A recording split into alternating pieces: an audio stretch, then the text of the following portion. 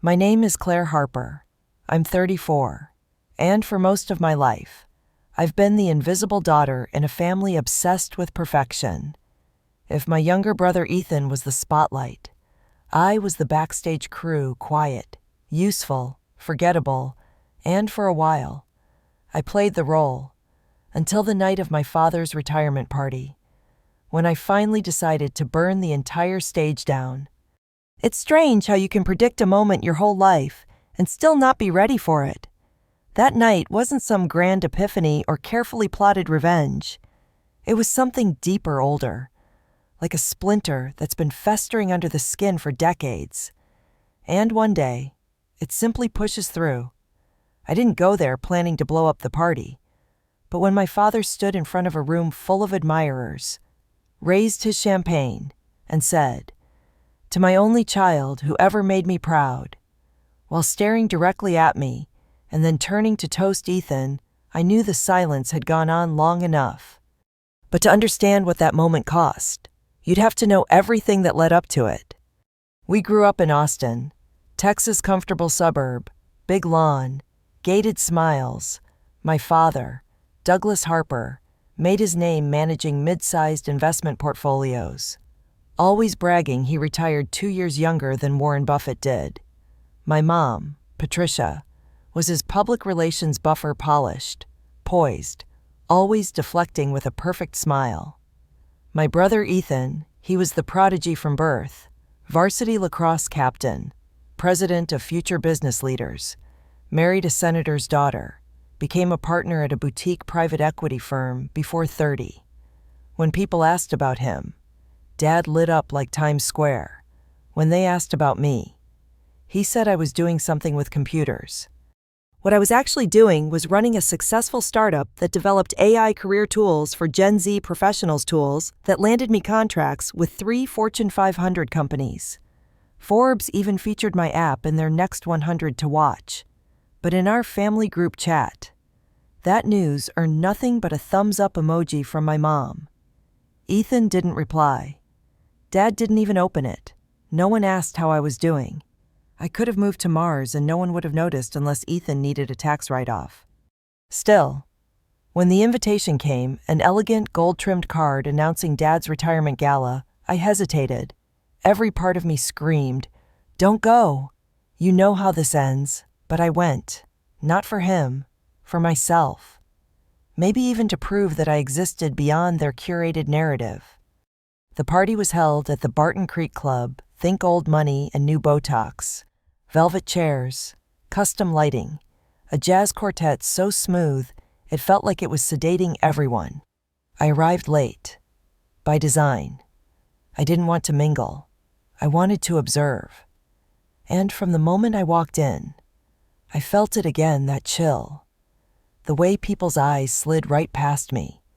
The way Dad's former coworkers all clustered around Ethan, like he'd just descended from Olympus. I slipped to the back, sipped tonic water, watched the slideshow of Dad's life and finance.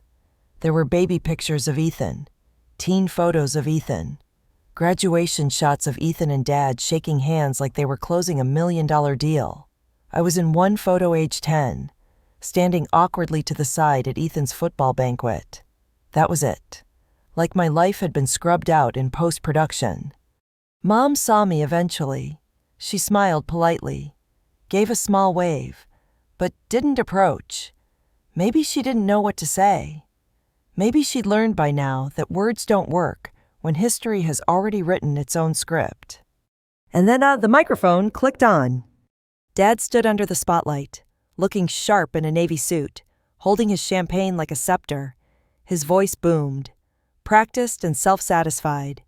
"Thank you all for being here tonight. It's been a long journey, 38 years, 3 recessions, countless clients, but what I've built means nothing without the people who shared it with me." The crowd clapped, predictable. "And most of all," he continued, turning to Ethan, "I'm proud of my son. Ethan is everything I could have hoped for, sharp, dedicated, a true leader, the only child who ever made me proud." He said it like a blessing, like gospel, and the moment his words hit the air, They cut through me like cold steel. A few guests murmured.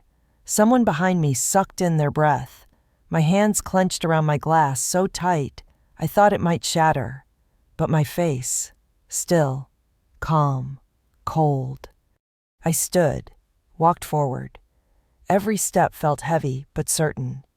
When I reached the projector table, I opened my purse and pulled out a slim USB drive, held it between my fingers like a peace offering or a grenade. "Then you'll love what's on this," I said. Some people chuckled nervously. Dad looked confused. Ethan's smile twitched. I plugged it into the laptop. The screen behind him flickered. The room dimmed. The folder appeared. Retirement gift. Real talk. The first file was a video, March 12, 2021. It opened with grainy footage of Ethan, sitting in Dad's home office. He looked stressed, panicked, and unaware the webcam was still recording. "I'm not letting them audit the books," he said. "You think Dad wants the firm dragged through this? He'll back me, he always does." Pause. "And if not, well, that charitable donations account wasn't exactly charitable." Gasps. A glass dropped somewhere. I didn't flinch. The room froze.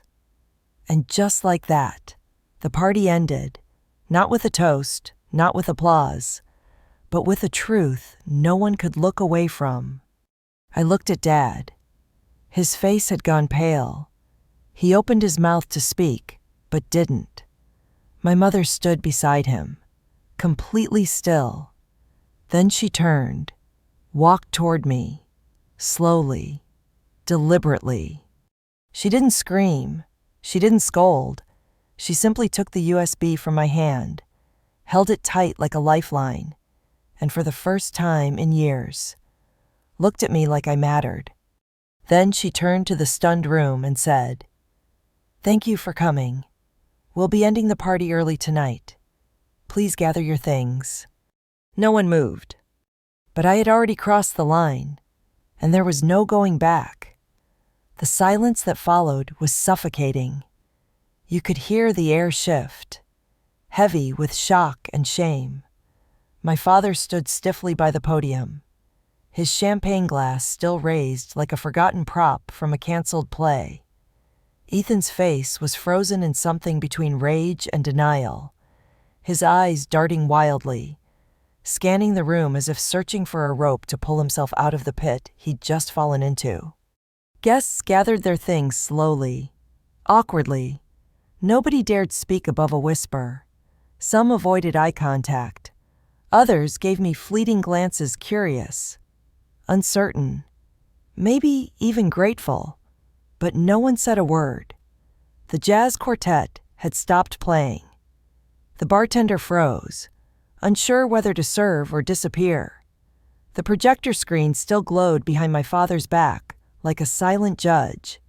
And in the center of it all stood my mother, tall, steady, holding that USB drive like it contained the pulse of our entire family. She didn't speak again. She didn't have to.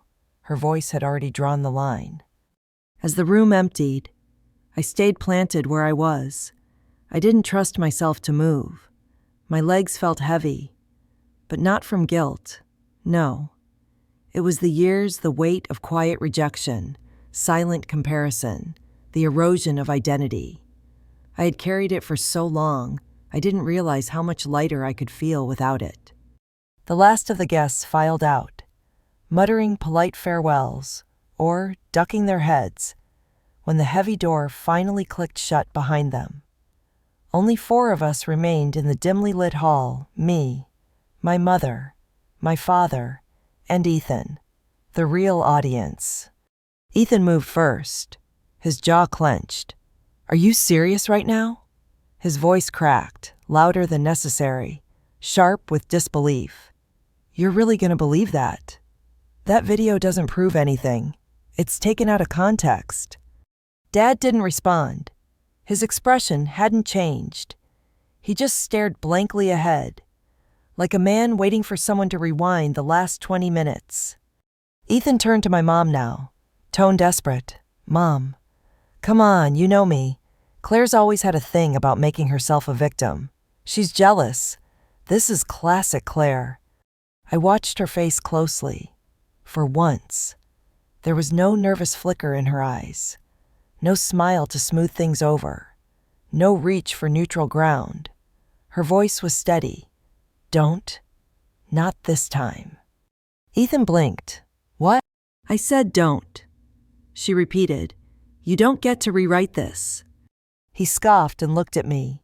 You're enjoying this. Aren't you finally got your spotlight?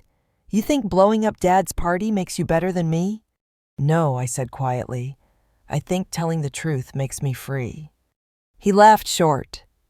Humorless. You ambushed us with a video you've been sitting on for how long? You planned this. You wanted to humiliate me. I didn't flinch. I wanted someone to finally see who you really are. He moved toward me like he wanted to intimidate, but my mother stepped between us so naturally it startled him. Back up, she said. 3 words. No drama. Just a clear boundary she should have drawn years ago. Dad finally stirred. He looked at me not angry, not apologetic, just confused. Why here, Claire? Why tonight? Because tonight was the first time you ever looked at me and said I didn't matter, and meant it in front of the world. He flinched slightly at that. It landed. The room grew quiet again. You could feel the cracks forming. The delicate structure of our family legacy beginning to crumble in slow motion. Mom turned to me. Her voice softened. Claire, what exactly do you have on that drive? I hesitated. More than a video. Emails, spreadsheets, a paper trail Ethan didn't bother covering. It's bad. Dad rubbed his forehead. Jesus. Ethan exploded. This is insane. You're going to ruin the family over what? A few expense reports. No, I said, you did that already. I'm just done helping you hide it. He turned to Mom again, now pleading. Are you seriously siding with her? She shook her head slowly. I'm not siding with anyone. I'm acknowledging what I should have seen years ago. The tension was unbearable now, every word slicing deeper into history. Every breath a loaded trigger. But then, Mom said something that cracked open another secret I didn't see coming. When you emptied Claire's college fund, she said softly, did you think no one would ever find out? I blinked. Wait, what? Her eyes welled, but she didn't look away. I suspected, back then, when your financial aid was denied and you never asked for help, I told myself it was just a mistake, that maybe your father had moved the money. But I never asked questions. I didn't want to see what I now know is true. My pulse thudded. Ethan took it. Ethan stared at the floor, silent. Mom continued. He said it was an investment, that he'd replace it, but he never did. And we let it slide. It hit like a truck. Suddenly the sleepless nights, the 3 jobs, the way no one ever asked how I was managing college, it all made grotesque sense. I stared at Ethan. You stole my future. It was a loan, he muttered. I meant to give it back. You didn't, I snapped. And you didn't care. Dad finally spoke again. Is that true? Ethan, did you use the fund? Silence. That money was meant for her education, he said. Quieter now. A bitter recognition creeping into his voice. I worked for years to build that fund. Ethan said nothing, and for the first time, my father looked truly old, like the legacy he'd wrapped himself in was rotting at the seams. I whispered, all those years I tried to be enough, and every time I made progress, you found a way to erase it. I didn't know, he said, barely audible. No, I replied, you didn't want to know. Mom reached out, gently, not for comfort, but as if grounding herself in the truth. We can't ignore this anymore. Claire, what do you plan to do? I looked at both of them, these people who had failed me in different ways. Then I turned toward Ethan, who was now pacing, panicked. I planned to report everything, not just to you, but to the authorities. Ethan's face twisted in fury. "You'd destroy your own brother." "No," I said calmly. "You did that. I'm just making sure the right people know." He lunged forward again. But Dad blocked his path this time. "You've done enough." There it was. The first time my father stood between Ethan and consequences. Maybe too late, but not too little. The room held still. Then, from somewhere deep inside, came a sound of glass tipping, hitting the floor, shattering. We all turned, a slow, deliberate sound, the kind that signals something irreversible has begun. And just like that, the war we'd all avoided for decades had officially started. The glass shattered into a dozen pieces, and for a beat, no one moved. The sound echoed in the silence like a final verdict, loud and cold and irrevocable. It had come from my father's hand, the champagne flute he'd been holding since the toast. Shards glinted on the hardwood floor, a metaphor too blunt to ignore. He didn't look at any of us, just stared at the mess at his feet, like it was all that remained of the evening he'd planned so carefully. His shoulders were hunched, and something in his posture had changed less the proud patriarch, more the unraveling man beneath the image. "You lied to me," he said finally. His voice was hoarse, like it had aged 20 years in the last hour. "You told me the books were clean, Ethan, that there was nothing to worry about." "I was protecting the firm," Ethan said quickly. "You always said we have to think about appearances. I did what I had to do." Dad looked up, eyes rimmed red. "No, you did what you wanted, and you used my name to do it." "That's not fair," Ethan snapped. "You were always looking the other way. You didn't care how the money came in. As long as it made you look good. I was doing the work while you played the proud founder." "Stop," Mom said sharply, her voice cut through their shouting like a wire. "This isn't a debate. This is a disaster, and it's one we all helped create." I stood back, watching it unfold. Part of me wanted to step in, to shout or scream or remind them that I'd been warning them for years subtly, politely, always careful not to push too far. But I didn't. This wasn't my mess to clean up anymore. It was theirs. Ethan paced again, fingers twitching, mind clearly racing for damage control. "Look," he said, facing my dad now, "we can fix this. We just need to move fast. I have a friend at the district attorney's office.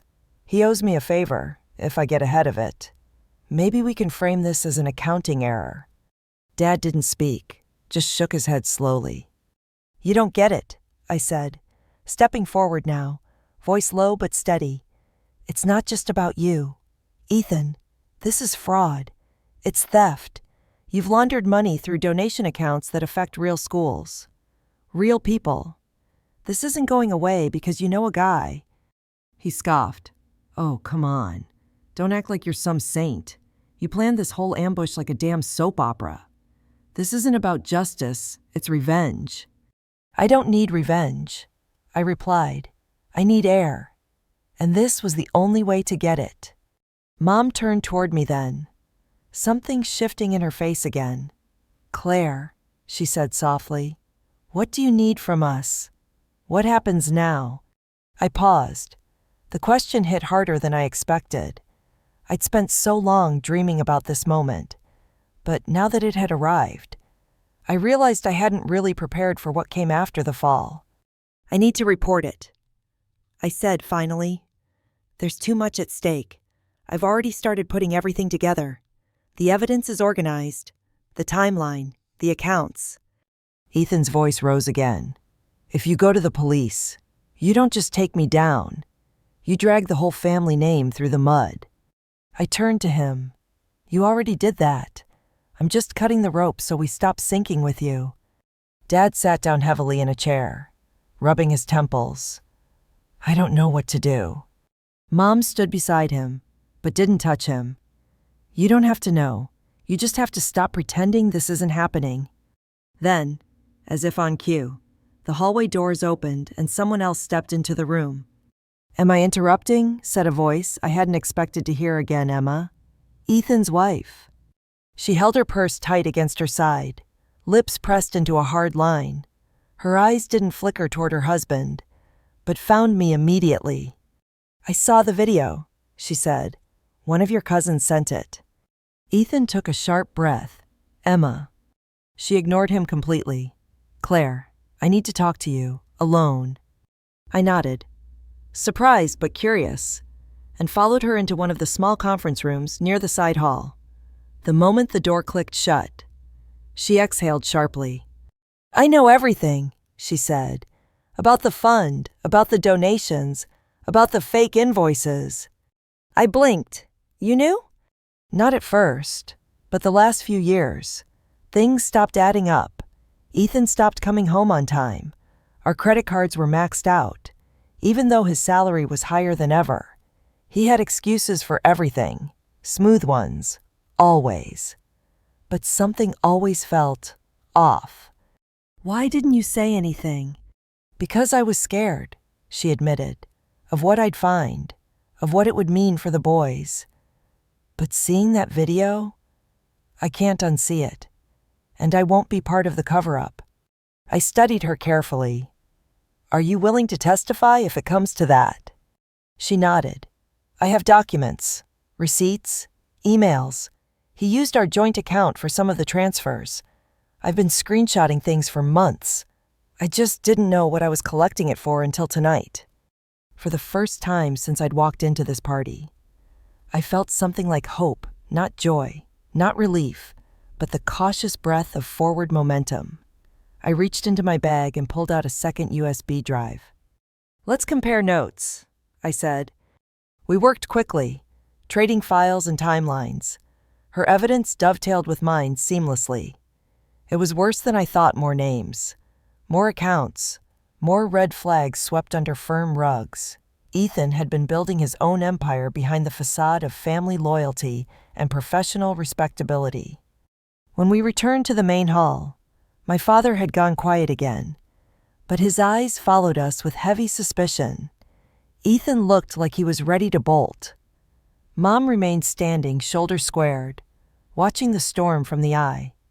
"I'm taking this to the authorities," I said calmly. "Tomorrow morning." Dad looked like he wanted to protest, but the words never came. He just stared down at his hands, empty now, stained with everything left unspoken for decades. Ethan scoffed. "You're going to throw me to the wolves, just like that." Emma stepped forward. "You threw yourself. We're just stepping out of the way." His eyes went wide. "Emma..." She cut him off. "The boys are coming with me. I've already called my lawyer. I won't let them grow up learning that this is what power looks like." His mouth opened, then shut again. I turned to my mother. "I need you to understand something," I said. "This isn't revenge. This is self-respect. I can't keep pretending everything's fine when it's not." She nodded, slowly. "I know. And I think I'm ready to stop pretending too." A long pause settled between us. Years of silence and substitution finally bleeding out into something raw and open. Outside, the night had deepened. The music had stopped long ago. What remained was just truth, bitter, sharp, but finally, undeniably clear. And tomorrow, the reckoning would begin. The next morning came with an eerie stillness. I hadn't slept much. My mind had looped through old memories. Some I hadn't visited in years. Moments like the time I skipped my senior prom to help Dad review his early retirement investment options. Or when I once built a working budget app in high school and Ethan called it cute. That kind of stillness, the type that comes before a storm, was the only thing I could feel as I slid the USB drive into my bag. When I pulled into the precinct parking lot, Emma was already waiting. She was in jeans and a dark blazer, face bare of makeup, her usual polish replaced with quiet resolve. There was no turning back.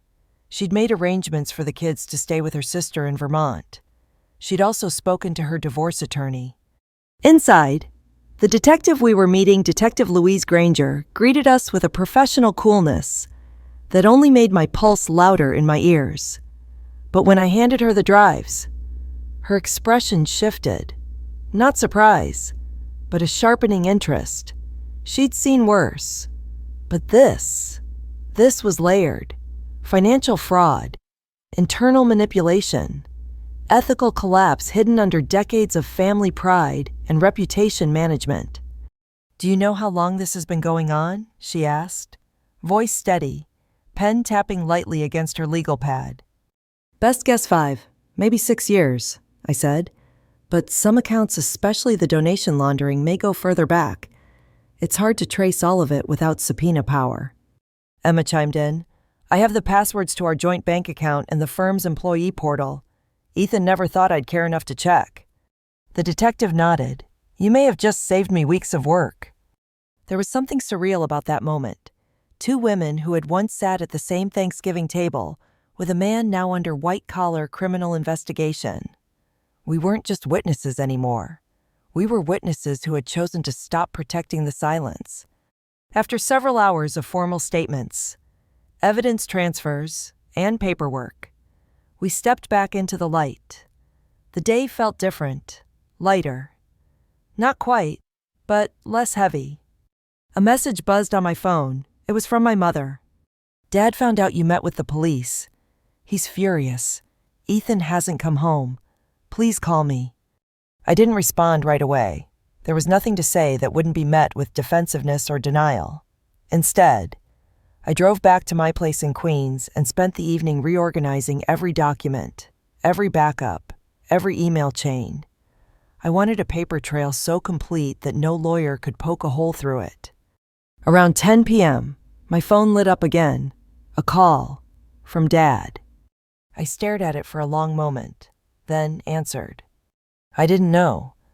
He said as soon as I picked up, "Claire, I swear to God, I didn't know about the fund, about your tuition, about the charity accounts."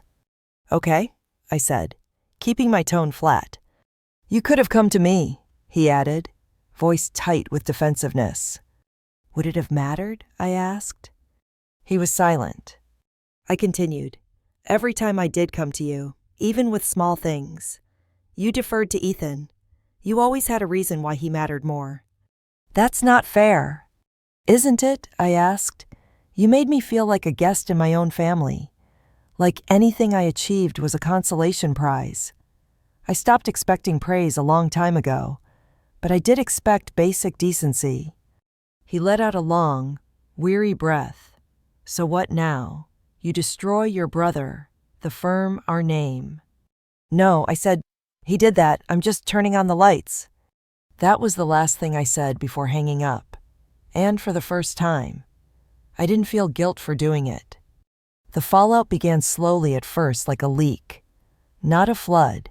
A week after the report, Ethan was suspended by the firm pending internal review. Then came the official investigation from the IRS. The donations, once praised in firm-wide emails, now looked suspicious. A local journalist picked up the story through anonymous sources, though I had a pretty good guess which cousin had spilled it. The article didn't name me, but it painted a vivid picture of the disgraced golden son, the quiet sibling with receipts. Emma's lawyer moved quickly. She filed for divorce under grounds of financial deception, using the new allegations as a foundation for emergency custody. The judge granted it without hesitation. She moved into a townhouse upstate. Her boys, my nephews, were too young to understand everything, but they stopped asking when Dad would come home. Kids always know more than we give them credit for. At work, I tried to stay focused. My team at the edtech company didn't know all the details, but they knew something was wrong. I confided in Liz, my lead developer, and to her credit, she didn't blink. "You did the right thing," she said. "I wish I had the guts to do that when my brother nearly tanked my dad's business." "You mean you have a drama-filled family too?" I said. "Oh, honey," she grinned. "I grew up in New Jersey. Everyone does." That brief moment of laughter saved me more than she'll ever know. A month later, I was summoned for a second interview with the authorities, this time with the DA's office. They'd reviewed the files and were moving toward a grand jury indictment. Ethan hadn't been arrested, not yet, but he was lawyered up and frantic. And then, unexpectedly, Dad called again.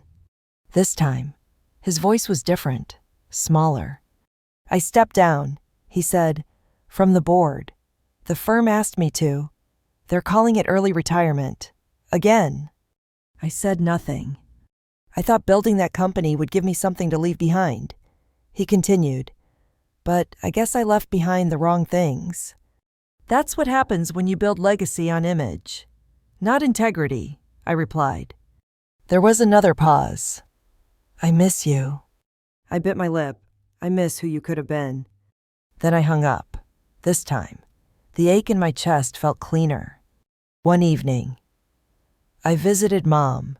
She'd started volunteering part-time at a local shelter and enrolled in a pottery class. Her house was quieter now, lighter, like it had been scrubbed of tension. Over tea, she said. You know, I used to think silence was strength, that if I stayed neutral, things would work themselves out. And now I know silence is just another way of surrendering. We sat in that truth for a while. No need to fill it. Do you regret marrying him? I asked gently. She considered. I regret staying quiet when it mattered. That's not quite the same. Before I left, she hugged me. Not a polite, performative hug, but one that lingered, that said she saw me, finally. By the third month, the grand jury indicted Ethan on 6 counts, including fraud and embezzlement. His face appeared on the evening news, blurred in some stations, front and center on others. The firm issued a statement of non-affiliation. Their stocks took a brief hit but bounced back. Corporate America moves on quickly. Family wounds don't. The last I heard, Ethan was considering a plea deal. His lawyer was working overtime. The DA had offered a reduced sentence in exchange for full cooperation.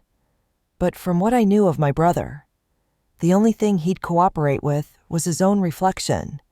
Still, none of it felt triumphant, just necessary. Because revenge isn't about fireworks or applause. It's about release, the slow uncoiling of decades of tightness in your chest, the ability to breathe without wondering if you're being watched, judged, dismissed. It's about reclaiming the right to speak your truth, even if no one claps when you do. And in that quiet, I found something better than validation. I found peace. But the reckoning wasn't over yet. Something bigger still lingered unfinished, unspoken, and it was coming for all of us. It wasn't until autumn set in crisp leaves swirling in Central Park, the kind of air that tastes like change, that I finally agreed to meet my father in person. He chose a quiet cafe on the Upper East Side, far enough from the firm's offices that no one would happen to run into him. I arrived 5 minutes early. He was already seated at the back, nursing a cup of black coffee like it was the only thing anchoring him to the table. He looked older, not in the physical sense, though his hair had thinned and the hard lines of stress had etched deeper into his face, but in the way he held himself, like someone who'd finally realized they weren't immortal in the eyes of those they had tried so hard to impress. "Claire," he said as I sat down. There was something brittle about his tone, like he knew this might be the only conversation we'd get. "I wasn't sure you'd come." "Neither was I replied. For a moment, silence settled between us like a third person at the table. He cleared his throat. "I want to apologize, not just for what I said at the party, but for everything before it. For making you feel invisible, for not protecting you, for not listening when it counted." "Why now?" I asked. He looked out the window. "Because there's nothing left to protect. Ethan's facing real prison time. The firm has distanced itself from both of us. Your mother won't even answer my calls. And when I think about everything I've spent my life building reputation, titles, assets, it's all paper. But you stood for something real." I didn't respond. I let him sit in the discomfort of his own words. I think I raised Ethan to be what I wished I was, he continued, and I punished you for being what I actually respected: independent, quiet, principled, God, Claire. I was so blind. You chose him over and over, I said, voice low but steady, even when he lied, even when I told the truth. He looked down, I know. I leaned in slightly. You didn't just fail me. You made me question my worth. You made me work twice as hard just to be tolerated. You let him take my college fund. Dad. He shut his eyes, his fingers curling around the ceramic mug. I should have seen it, he whispered. I should have stopped it. But you didn't, I said, and that's something I'll carry. He finally met my gaze. I don't expect forgiveness. I want to change. Then do it, I said. But don't do it for me. Do it for the man you pretended to be all these years. And with that, I stood up. He didn't try to stop me. He just nodded. In the months that followed, life didn't magically get easier. Healing isn't a montage of slow-motion hugs and soft lighting. It's messy. Some days I felt powerful, other days hollow. Emma thrived. Her business coaching women-owned startups took off, fueled by her first-hand experience of betrayal and resilience. She started a podcast, invited me on. I said yes. My mother moved in with an old friend from college, a woman I later learned had once been her first love. They weren't calling it anything official, but when I saw her eyes light up talking about Marjorie's blueberry cobbler, I understood. Ethan? Last I heard, he took the plea deal, 18 months in a minimum security facility. The press had mostly moved on. Public shaming has a short shelf life, but family memory, that's a different story. One night, I got an email from him, short, apologetic in a hollow way. I messed up, I know. I'm not asking for anything. I just hope someday you'll believe I meant well. I didn't reply. Some wounds aren't healed by words. Some bridges aren't burned, they just collapse from the weight they were never meant to carry. But the truth is, I no longer needed his apology. Because I wasn't the girl waiting to be seen anymore. I was the woman who made herself visible. Looking back, I used to think the party was the climax. The moment he raised that glass and said, "To my only son," but that was just the trigger. The real climax happened inside me when I stopped hoping they'd change and started changing myself. When I stopped trying to rewrite the narrative and began living a new one. I had been surviving in the margins for too long, playing small to make room for egos too big to share the stage. Now, I was writing the whole damn story. Sometimes, strangers online ask why I did it publicly. Why not just confront him in private? Because silence is complicity. Because if I had let that party end with a fake smile and a stiff handshake, the truth would have stayed buried, and buried truths rot everything they touch. That flash drive wasn't revenge. It was a mirror, and I made them look. It's been a year now. The air feels different, cleaner. I've grown my company, started mentoring first-gen college students, and speak at conferences about ethical leadership. Sometimes I see dads in the audience glance at their daughters, suddenly aware of how their pride has been unevenly handed out. At the end of one event, a girl came up to me, maybe 19, maybe 20, and said, "Your story made me call my sister." We hadn't talked in 4 years. I hugged her. Not because I saved her story, but because she decided to rewrite it. And that's the thing. Sometimes, what starts as a story of pain ends up being a story of power. Not because the pain disappears, but because it no longer controls the ending. And if there's one thing I've learned, it's this. You don't have to wait for permission to be proud of yourself. You just have to stop apologizing for taking up space, even if that space is in a family that never made room for you. Story 2. The wind had teeth that morning. It bit into my skin like it wanted to peel me from the inside out. Everything was white snow, sky, the bark of trees crusted with ice. My arms were shackled behind a tree trunk, wrists raw from the rusted chain digging into me. My name. Doesn't matter, I stopped using it the day he called me merchandise. He left me there like an unwanted animal. No food, no water. One ragged shawl across my shoulders like that somehow made it decent. My boots were mismatched, one with a missing sole, both filled with snow turned ice. The child inside me barely moved now. Only reason I stayed breathing. The world was quiet in that awful way, like even the birds had given up on me. Then I heard it. Hooves. At first, just a rhythm. Muffled and slow. I didn't lift my head. Didn't dare hope. But the sound came closer. Steady. I blinked snow from my lashes and saw him. A tall figure on horseback. Dark coat. Hood drawn low. No badge. No shout. No hurry. He stopped about 10 feet away and just looked at me. Didn't ask questions, didn't threaten, just watched. And then he dismounted. He didn't touch me, didn't even speak at first. Just walked a slow circle around the tree like he was deciding if I was real. I wanted to scream, to run, but I was too far past panic for either. He knelt, pressed his gloved hand into the snow, then finally said, "Low and calm, you got a name." I tried to speak. Nothing came out, just breath. He didn't wait, didn't repeat the question, just pulled a long knife from behind his belt. I thought that was it. I braced for it. Death, fast or slow, whatever he wanted. But the blade didn't touch me. He slid it between the chain and bark. A sharp twist. Metal clinked and dropped. My arms collapsed forward. Useless. The man stepped back, said one word. "Come." Then he turned and started walking. It wasn't a question, wasn't a threat, just a path.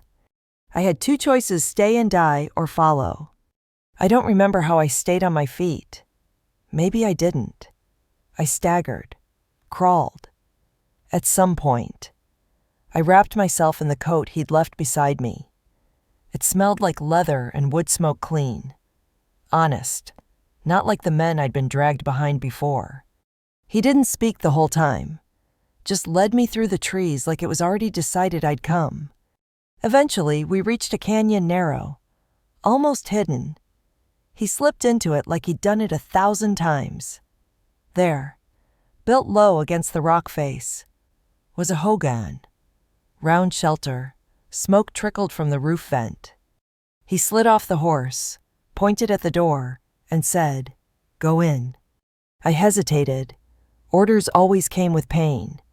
But the wind was slicing through the canyon like it meant to finish the job that bastard started. So I went inside. Heat. I dropped to my knees the second the fire hit my face. My body gave up trying to look strong. The pain came back fast. Deep. My feet throbbed. Fingers curled uselessly. I was shivering hard now. Couldn't stop. He came in behind me, dropped wood by the fire, stirred a pot on the coals. Then he handed me a wooden bowl. Eat or die. Not unkind, not a threat, just fact. I took it. It burned going down. Stew thick with rabbit and herbs I couldn't name. I ate it all, like I'd never eaten before, because I hadn't, not really. When I finished, he took the bowl. "You didn't ask why I was chained," I said, voice raw. He shrugged. "If you did something wrong, I'll find out. If not, won't matter." "You don't care." He stirred the fire. Fire gives smoke. Truth shows signs. Either way, I'll see. Later. He gave me a blanket, thick, scratchy wool that scratched like sandpaper but held heat like sunlight. I curled up in a corner of the hogan. He didn't speak again, didn't ask for anything. Just said, "People here used to call me Ascon." I blinked, That's a woman's name." He didn't smile. "Means big woman. My mother picked it. She wanted a daughter. Didn't get one." And that was it. That was the first night. I slept with the fire popping beside me. The child in my belly still alive. The chains gone from my wrists. Not safe. Not free. But not alone, either. I woke to pain. My feet. Purple. Blistered. He peeled the boots off gently and dipped my toes into hot herbal water. It stung like hell. I didn't scream. Just gritted my teeth. "Too long in snow," he said. "You're lucky." "Doesn't feel lucky." He looked at me. Lucky is still breathing. We didn't speak much that day. I ate more stew. He fixed a leather strap near the fire. At one point, he caught me watching him and asked, "You got a name?" "Mara," I said. First time I'd said it out loud in weeks. He nodded, said nothing more. Days passed like that. Quiet, healing, no questions. Eventually, I stood on my own again. My feet still ached, but the feeling had returned. I dressed in the clothes he gave me: buckskin leggings, a wool shirt, thick socks. They smelled like cedar and ash. I kept my old dress folded under a rock outside. Let the snow bury it. We went outside together one morning. My first time breathing real air since the tree. The canyon was white and sharp, cliffs rising like broken teeth. He led me up a trail. "I had a husband," I said as we walked. "He lost money, traded me to settle it." He didn't answer. "They branded me, said it made things official." He looked out over the ridge. White men brand what they want to own. We stood there a while, watching hawks ride the wind. Then we walked back. That night I asked him, "Why did you help me?" He didn't look up from his carving. "Because someone didn't help my sister. She didn't get out." That was all he said.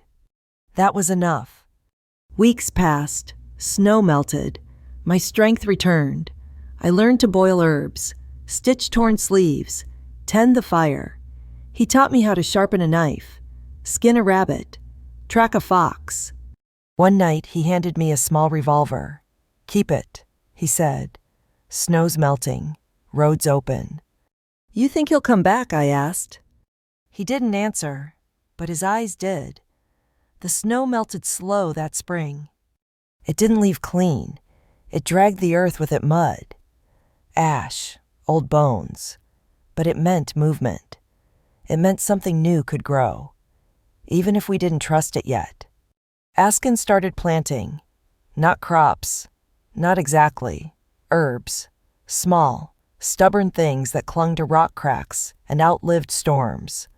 I helped, still limped, still woke up some nights with my heart in my throat. But I could move again.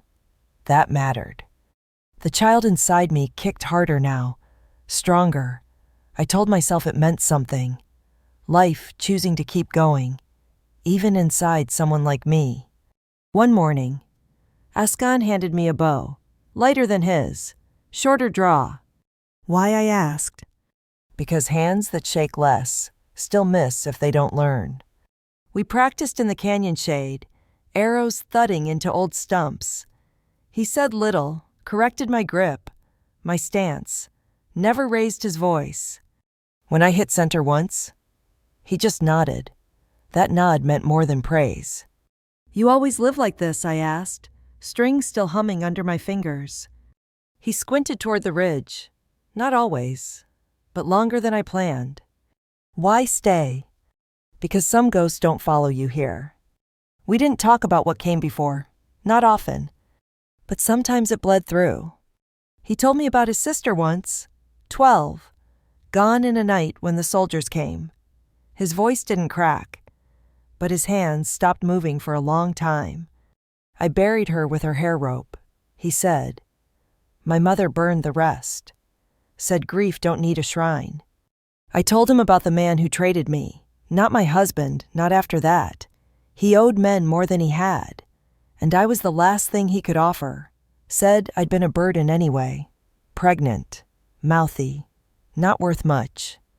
They branded me, I said. Lower back, just high enough for shame. Askin didn't flinch. You want it gone? I want it not to mean anything. He nodded like that was the better answer. One night, I asked, do you believe people like me deserve to be saved? He was mending a strap, didn't look up. You're asking the wrong question. What's the right one? Do you want to live like someone who already was? I didn't reply, but the question sat with me through the night. When summer came, we moved camp higher. The Hogans stayed behind, but Ascan had another shelter tucked up near the timberline, smaller, built into the rock face. We carried what we could, left the rest for firewood or ghosts. The view from up there stretched miles. Rivers, ridgelines, clouds like herds running slow over the sky. I sat out one dusk, watching the sky go orange, and whispered, if I never saw another man again, I think I'd be fine. Askin, sitting nearby, stirred the stew once, then said, then it's good you see me as something else. That night, I dreamed of the tree again. But this time, I wasn't chained. I stood at its base, a knife in one hand, fire in the other. No one came. No one needed to. I lit the bark anyway and let it burn down. I woke up with my hand on my belly, and the child inside rolled gently like they were listening. A week later, we saw the first sign. Horse tracks, 3 sets, coming from the south, one heavier than the rest. One left a twisted pattern, missing a shoe or riding off balance. We didn't speak about it directly, just packed a little tighter. Askin strung his bow before the sun was up. He watched the ridge more. I slept with the revolver now, not because I planned to shoot, just because I wanted to choose. They came in the early morning. 3 riders, dust coats, faces hidden under wide brims. The lead had a crooked jaw I recognized even from 50 yards away. I'd dreamed of it often enough. He stopped at the edge of the trail, didn't dismount, just called out like this was a reunion. Well, look at that. Thought I left you for dead. I stood next to Ascan, didn't flinch, didn't step back. I lived, I said. Your mistake. He laughed. Wasn't my mistake. Was business. Debt's debt. You sold me, I said, like a mule with bad knees. He grinned. And now look at you, fat and proud, still mine, by the letter. The man beside him older. Thick hands, scar across his lip, held up a paper. Signed and sealed, he said, marked and registered. Askin finally spoke. Not in this place. The lead rider squinted. You the one been feeding her lies. No, Askin said. Just food. The third man, a preacher by his coat, lifted his voice.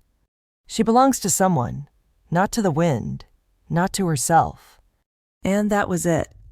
That was the moment. I stepped forward, just one pace. No, I said, not anymore. I raised the revolver. My hand didn't shake. I aimed not at them, but at the tether knot that bound their horses. One clean shot. The horses spooked and tore free, racing into the trees. Askin moved next. One arrow sharp and fast took the older man through the shoulder. He dropped, screaming. The lead rider reached for his gun. I stepped left, shot once, hit his thigh. He fell sideways, swearing in shock. The preacher turned to run. I didn't stop him. Some men carry more rot than they're worth punishing. The others lay there in the dust, stunned. You're not dead, the jawed man croaked. No, I said, and you're not welcome.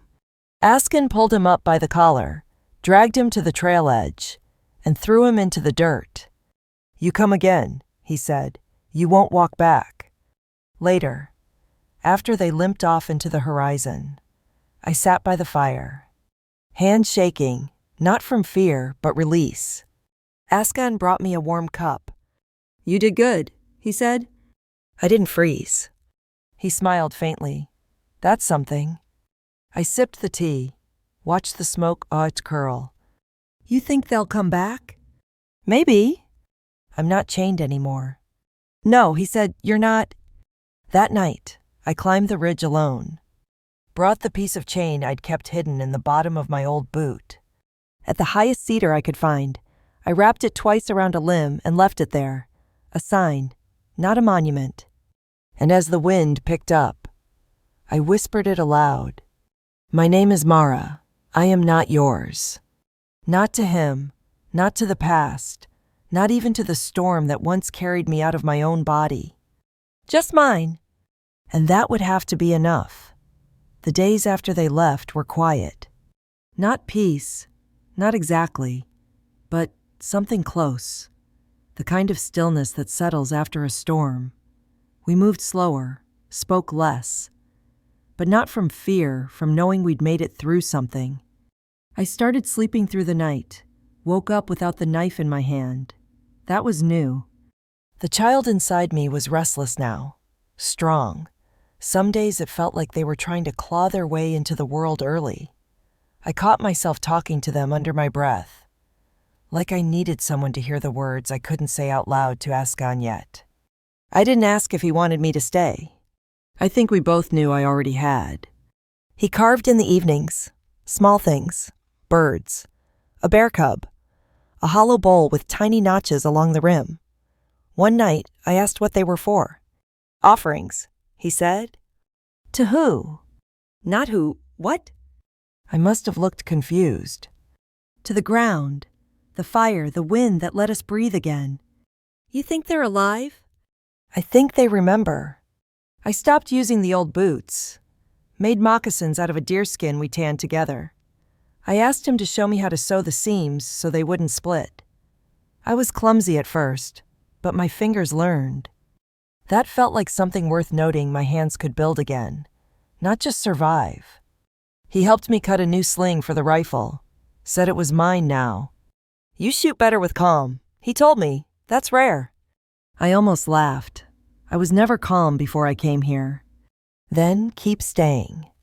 It wasn't a request. Wasn't romantic. It was just truth. I nodded. Sometimes I still heard voices at night, echoes, men shouting, chains rattling in the trees. Once I woke up sweating, thinking I'd been dragged from the fire again. Askin was already kneeling beside me, holding a cup of water. He didn't ask, just waited for me to drink. I told him everything the next morning, not all at once, but enough. What the preacher did, the deals made behind church walls, the night they branded me under torchlight while two women held me down, the silence that followed. I thought I'd cry. I didn't, just talked. When I was done, he asked, "What do you want to do with all that?" I don't know. You don't have to decide yet, but don't pretend it didn't shape you. I'm tired of being shaped by pain. Then shape something back. We built a second shelter higher up the ridge. For when the baby came, more space, a new hearth. I hauled stone, stacked logs, tied joints with ropes soaked in resin. Askin never rushed me. You think I'm ready for this, I asked once. You're already doing it, he said. I'm scared. So be scared, but don't lie to yourself about what you're doing anyway. I carved a name into the doorframe of the new shelter, Ayla. Didn't tell him what it meant. Just let it stay. The baby came one night just after the first snowfall. It wasn't quick, wasn't easy. I screamed, bit into leather, thought I'd break apart. But I didn't. Askin never left my side, brought water, kept the fire steady, laid his hand on my shoulder during the worst of it. Not to control, just to be present. When she came tiny, red-faced, loud, I laughed so hard I sobbed. Not out of sadness, out of disbelief. I had made something whole. We wrapped her in soft wool and laid her beside the fire. I didn't sleep, just watched her chest rise and fall, and whispered promises I never thought I'd get the chance to make. You're free, I told her.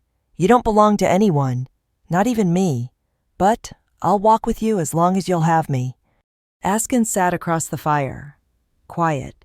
He didn't smile, just nodded, and that meant more. Winter pressed hard. But we didn't break.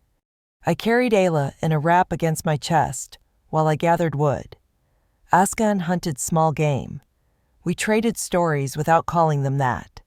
I learned he used to be a traitor, that he'd lost more than just his sister, that he'd once thought of leaving the mountain but never made it past the first river. You were waiting, I said. For what? Something to matter again. He didn't answer. He didn't need to. One day, months later, I found the chain again. The one I'd wrapped around the cedar tree at the top of the ridge. Snow had melted, and there it was rusted, weathered, unchanged. I stared at it a long time. Then I untied it, carried it back to camp. That night, I laid it in the fire. It didn't scream, didn't fight, just glowed red, then black, then fell apart. Askin watched. No offering, he asked. This is the offering, I said. He nodded. Spring brought green again. The wildflowers pushed through cracks in the stone. Ayla learned to smile, to kick, to scream and protest when the wind got sharp. I showed her how to sleep on warm moss under the sun, how to sit quiet while the creek passed by, how to laugh with her whole body. She didn't know what I'd survived. She didn't need to. But I did.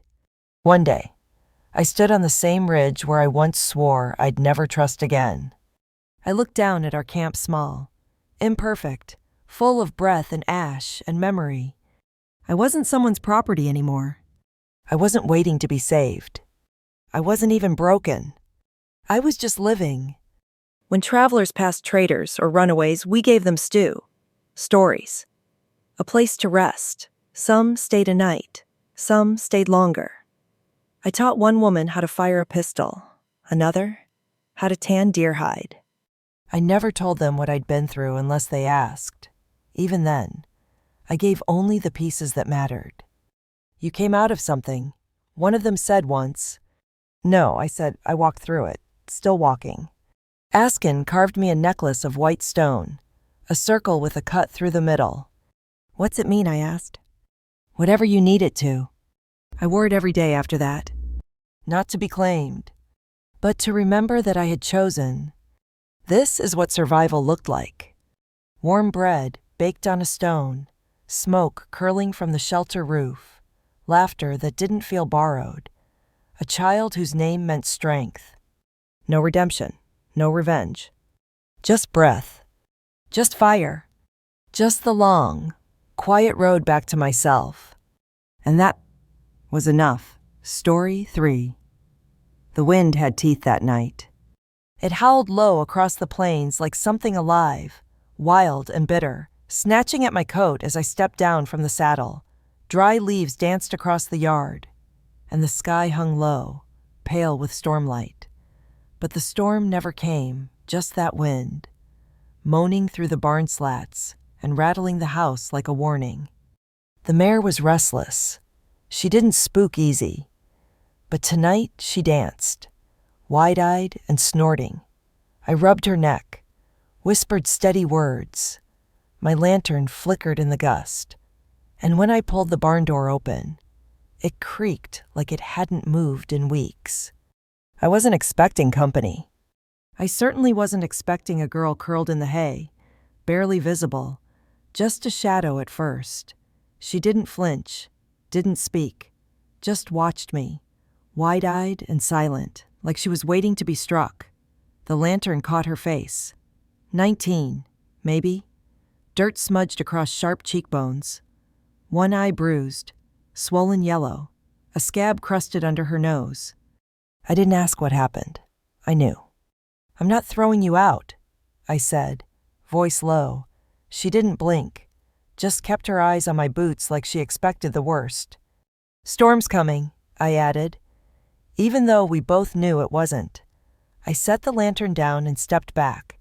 She didn't move, didn't speak, just watched. I left her there and walked back out into the cold. glancing over my shoulder more than once. That night I brought her a coat and a bowl of beans. Nothing fancy, just what I had. I set them down a few feet away like you would for a scared animal. Eat or don't, I said. Doesn't matter to me.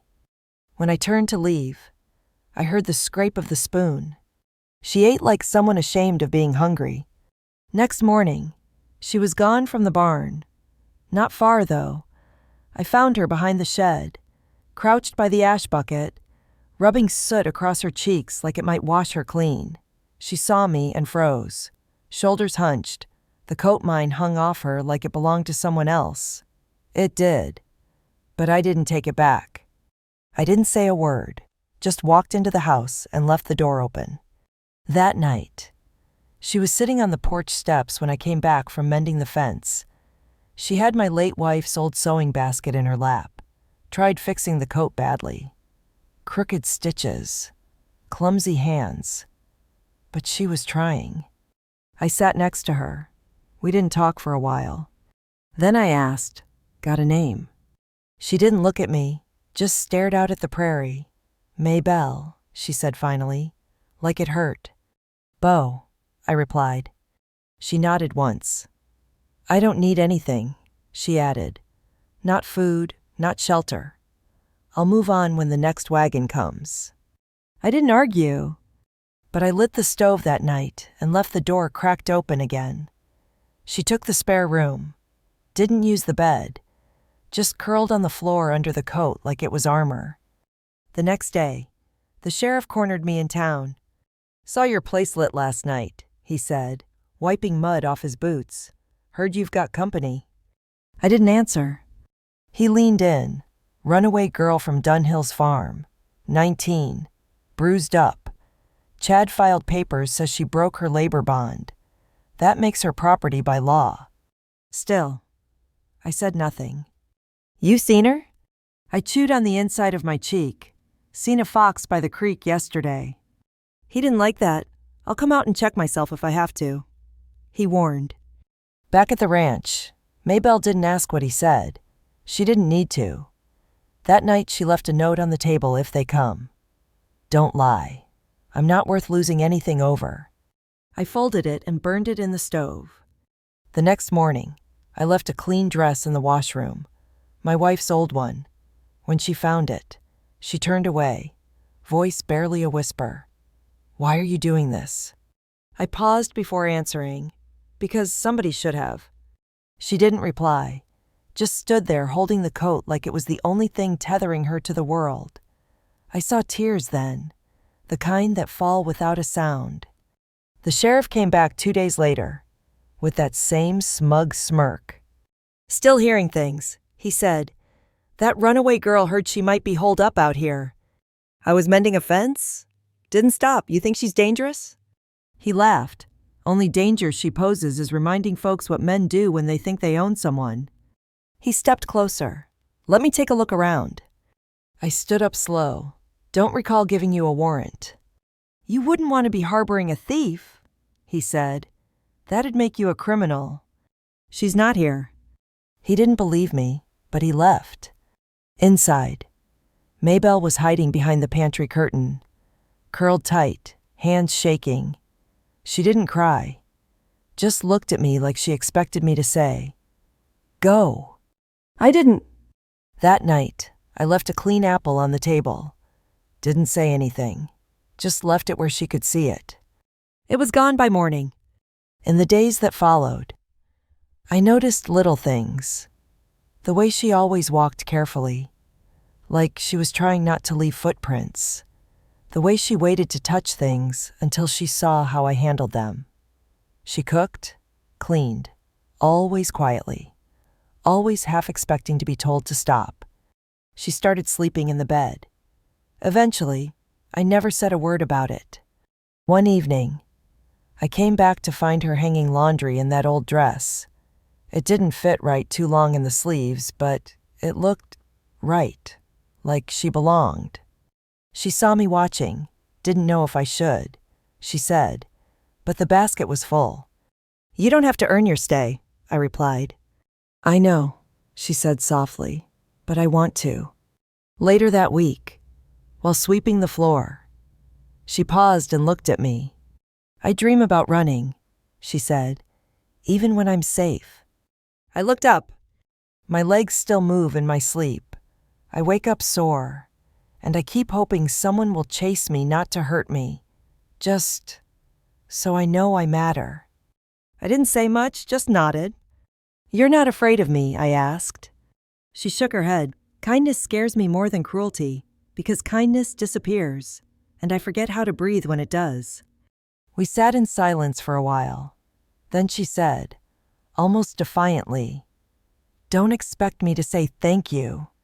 I shrugged. Don't need you to. She smiled, just barely. And that was how it began. Not with a promise, not with a rescue. Just two people on a porch, sharing the quiet. Spring came late that year. The ground stayed frozen longer than usual. The mornings were sharp with frost. And the prairie wind carried a bite even under the sun. But Maybelle stayed. She didn't talk much, still kept to herself most days. But her shoulders were less tense now. Her voice didn't always shrink when she used it. We moved around each other like we'd been doing it for years. Quiet routines, unspoken rules, the kind of rhythm you only find in places where people stop trying to impress each other. One morning I found her in the field, planting root vegetables. The hem of her dress was caked in mud, and her fingers were raw from the cold. She looked up, wiped sweat from her brow, and said, "If I plant something, I figure I'll have to stay long enough to harvest it." That was the closest she'd come to saying she might belong. I nodded. Good dirt this year. Could get a decent yield. She smiled. Just a little, we'll see. That night, I left a sack of new seed potatoes by the back door. She didn't say thank you. Didn't need to. The sheriff came back a week later. I was in the barn oiling the tools. He rode up slow, like he wasn't in a rush, but his hand was close to his holster. Always was. "Thought I'd check in," he said. I didn't invite him inside. "You still got that girl?" "She's still here," I said. "She's not hiding."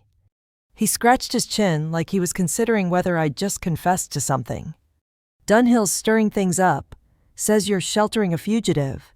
Says she owes him a year's labor or a buyout. Says you're keeping her from paying her debt." "She's not his property." "Well, legally speaking," he trailed off. "Depends who you ask." I stared at him. Steady. She's not property. And she's not a threat. He looked past me, toward the house. Can't say everyone agrees. I'm not asking them to.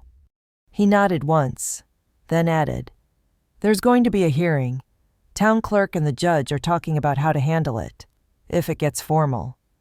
I can't ignore it." "I know." He tipped his hat, but there was no kindness in it. She better be worth it. McCarty.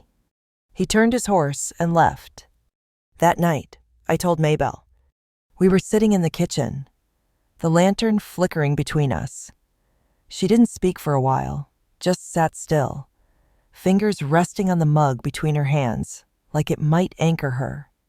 "I don't want to run," she said finally. "You don't have to. They'll come. Then let them." She stared at the flames in the stove, and I could see her jaw working like she wanted to scream or cry or both. But she just whispered, "I'm tired. Bo, I'm tired of always being the problem." I nodded. "Then let's stop acting like you are." We started building. Not just planting seeds and patching the roof, not just repairs. We started building a life. She asked questions about the land, about my wife, what she was like. I told her a little, not much, enough. Maybelle learned to bake bread, got better with the sewing basket, walked with her chin a little higher in town, still didn't talk much to folks. But she didn't shrink when they looked at her, either. One Sunday, I caught her humming in the kitchen, just a simple tune, nothing fancy. She stopped when she saw me, embarrassed. But I smiled. "Keep going." She didn't, but the next day, I heard her again, quiet, confident. Something was changing. About a month after the sheriff's last visit, we got a letter from the clerk's office, hand-delivered by the postwriter, official-looking, sealed in red wax. Inside a summons. They were calling a hearing. Dunhill had filed a formal claim. He wanted her back or compensation. Maybelle read it, then folded it slowly. "What happens if I go?" she asked. "You don't go." "I mean, if I lose." "You won't." "Bo." I put my hand over hers. "If we're doing this, we do it right. You're not fighting alone." She stared down at our hands, then nodded, just once. That night, I asked her something I hadn't planned to. I didn't kneel, didn't use fancy words, just said it plain. "Marry me." She blinked. "Why?" "Because it changes things, gives us standing, legal ground." She didn't speak for a long time. Then, and if it didn't, if it changed nothing, I'd still ask. She studied me like she didn't quite believe it. But then she said, "I don't know how to be a wife." "You don't have to know anything, just stay." We married that night. No preacher, no rings, no crowd. Just her, me, and a slip of paper with both our names signed in ink. I wrote it slow, careful. She wrote hers small, deliberate. I tucked it into my ledger book. She smiled as I did. "Doesn't feel real?" she said. It is. Word spread quick. The town always knew things faster than they should have. Some folks called it sweet. Others called it a scam. Mrs. Garvey from the Mercantile said I'd been had by a pretty face and a sob story. I ignored her. Maybelle didn't. She stood at the counter one afternoon and told her flatly, "I married him because I chose to, not because I had to." Garvey huffed. "People like you don't get to choose." Maybelle just stared her down. Then maybe I'm not people like me anymore. The day of the hearing came. We dressed quiet. She wore a calico dress she'd mended herself. I wore my best shirt. She didn't touch my hand on the way into the town hall, but she walked beside me, chin up. The judge read the claims, asked for testimony. Dunhill was loud, red in the face, claimed breach of contract, said he fed her, clothed her, and that she ran without cause. Maybelle didn't shout, didn't cry. She stood up, voice clear, and said, "He chained me, locked me up, told me I owed him my body. That's not a contract, that's slavery." The judge went quiet. I added, "She's my wife now. She's not a laborer. She's not a fugitive. She's free." The judge took a breath, then said something I didn't expect. "She always was." They ruled in her favor. No fine, no return, no repayment. Just freedom. Dunhill stormed out. Sheriff Brody glared, but said nothing. On the way home, Maybelle was quiet. I thought maybe she didn't believe it yet. But as we reached the ranch, she turned to me and said, "I planted those carrots deep. Hope they come up sweet." I smiled. "They will." That night, she folded my coat and placed it on the chair. "I don't think I need this anymore," she said. I looked at it, then at her. "You sure?" She nodded. "I want to stay because I choose to, not because I need a coat, or a man, or a roof, just because it's mine now, too." I didn't answer, just leaned back, fire crackling, and listened to the wind die down outside. For the first time in a long while, it wasn't howling. It was quiet. And so were we. The days got longer after the hearing. Spring finally broke open. Slow and cautious, the frost let go of the ground, and little green shoots pushed up through the soil like they weren't sure they belonged. But they stayed. Maybelle stayed too. Something in her shifted after that day in town. She smiled more, not wide, not often, but real. She started humming again while washing dishes or sweeping. I caught her once standing barefoot in the yard, face turned to the sun like she hadn't tasted light in years. We never talked about love. Not directly. It wasn't that kind of thing. But there were quiet moments that said more than words. A cup of coffee left warm on the table, her mending the holes in my work shirt without being asked, me patching a corner of the roof above her window so the rain wouldn't drip on her quilt. The way we shared silence, not awkward, just steady. The way we both listened when the wind blew, and didn't flinch anymore. Late May. She told me she was pregnant. She didn't announce it, didn't smile wide or cry, just came in from feeding the chickens, sat down slow at the table, and said, "Bo, I think there's a baby." I didn't know what to say. I'm not sure I said anything. I remember sitting down across from her and just letting it sink in. Her hands were folded tight, knuckles white. "You upset?" she asked. "No." I said, I didn't expect this." She let out a breath that sounded more like relief than anything else. "Me neither." We sat in silence for a while. Then I reached across the table and rested my hand on top of hers. She didn't pull away. The pregnancy changed things. Not in the way people think, not all glowing skin and sweet cravings. No, it was harder than that. She got sick a lot. Couldn't stand the smell of the stove some mornings. Her back ached. Her mood swung sharp. Then soft. Sometimes she'd cry without warning. Sometimes she'd go quiet for hours, staring out the window like she was back somewhere else entirely. I didn't try to fix it. I just stayed close, did what I could, hauled the buckets, ran to town for flour and mint leaves, rubbed her shoulders when she let me. One night she asked, "You ever scared of becoming a father again?" I was cleaning the rifle by the fire. I looked up. "I never was one," I said. She frowned. "Your wife?"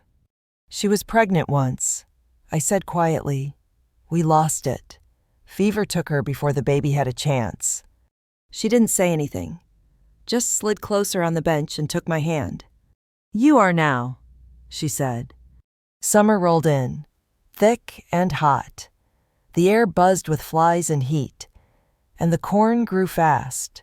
The baby grew faster. By mid-July, Maybelle was moving slower, one hand always on her lower back, the other shielding her eyes from the sun. We got used to planning around her needs, shorter trips, longer rests. I did more of the lifting. She still insisted on hanging laundry, even when I offered, said it helped her feel steady. "You know," she said once, "I never thought I'd live long enough to worry about diapers." I laughed. "You and me both." But behind the jokes, we were both waiting, watching. Something in the wind didn't feel done yet. The fire came the night before the baby did. I'd left the lantern burning too long in the barn. Or maybe the hay caught on a stray ember, I don't know. All I remember is Maybelle screaming my name from the porch, the sky behind her glowing red. We lost half the structure before I even got water to the flame. The horses made it out, so did most of the tools, but the back wall and the rafters collapsed. Took hours to put it out. Maybelle stood outside the whole time, barefoot, wrapped in a blanket, eyes wide and unblinking. She didn't speak until the fire was out, didn't cry. Just whispered, "It always finds me, doesn't it?" I pulled her into my arms and held her close. Her stomach pressed against mine. Heartbeat fast and unsteady beneath my palm. "Not this time," I said. The next morning, her water broke. It started with a quiet gasp and a spreading stain on the kitchen floor. She looked up at me, face pale, eyes sharp with fear and resolve all at once. "It's time," she said. I didn't panic. Boiled water, laid out towels, hauled the old mattress to the floor in front of the stove, kept the fire going. She labored hard. Hours passed. She bit her lip bloody to keep from screaming. "I can't," she said once, shaking. "You can," I said. "You are." And she did. By dusk, the baby arrived. A little girl, Loud, red-faced, perfect. Maybelle held her like something sacred. She didn't cry, just kept whispering, "Hi, hi, hi," over and over like a prayer. I sat beside her, one hand on the small of her back, watching the baby curl into her mother's chest. "What'll we call her?" I asked. Maybelle didn't look up. Ellie, she said, short for Alara, means light. I nodded. It fits. The town didn't send flowers. No one came by to congratulate us. But Miss Boyd from the schoolhouse dropped off a blanket she'd knitted, left it hanging on the fence post. Maybelle cried when she found it. "People forget I'm not just the girl who ran," she said. "They'll remember." I told her, "They just need time." The barn got rebuilt by August. Smaller than before, but stronger. I did most of it myself. But Maybelle helped where she could, even if it was just sitting nearby with the baby, humming that soft tune again. Ellie was strong, loud lungs, curious eyes. She looked like Maybelle's sharp chin, wide dark eyes, stubborn mouth. But she had my ears. Poor girl. We kept things simple, quiet. The days were full of work. The nights full of Ellie's cries and soft songs, and holding each other without needing much else. One afternoon, Maybelle stood on the porch with Ellie in her arms and asked me, "You still think the wind's got teeth?" I looked out across the prairie. Not anymore, I said. Now it just sounds like weather. She smiled. That's the first time I've believed that. The sheriff came by once more, said Dunhill had left town for good, moved west, said there was no more threat. I nodded. "Doesn't change anything," I told him. "I know," the sheriff said, "but figured you'd want to hear it from me." He paused before leaving. "You did good, Bo. For her, for the kid." "I didn't do it for credit," I replied. "I know." He left, and I didn't look back. Sometimes Maybelle still gets quiet, when the wind picks up, when the fire snaps too loud, when Ellie cries in a way that sounds scared, not hungry. But she comes back faster now, doesn't disappear into herself for days, just takes a deep breath and says, "I'm okay." And most days, she is. We both are. She asked me once, late one night, "You ever wish it had all gone differently, that I hadn't shown up in your barn that night?" I looked at her lying there with Ellie tucked between us and said, "No, I just wish I'd left the door open sooner." She didn't speak, just reached over and took my hand. Held it all night. That's what this story is, really. Not a love story in the way people tell them. No roses, no grand speeches. Just two people who stopped running, who learned to stay, and who built something steady out of the ashes.